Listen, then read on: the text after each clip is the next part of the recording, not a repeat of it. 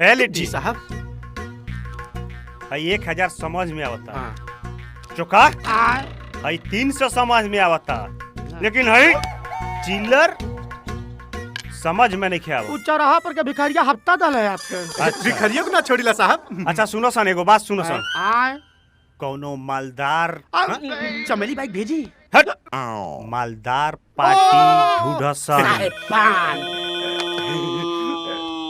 Hello hello नमस्कार, हम बच्चन बोलतनी। के अमिताभ बच्चन? ना, बच्चन ठाकुर, ये कहानी का मेन विलन। ए फिल्म के हीरो बोलतनी। आज हमरे बेटवा का जन्मदिन हो, हम सोचा तनी रउआ आके हमरे महफिल का शोभा अच्छा। बढ़ाई। ठीक बा। है लिटी। अरे बाप रे साहब, रउआ किस्मत के साड़ बानी।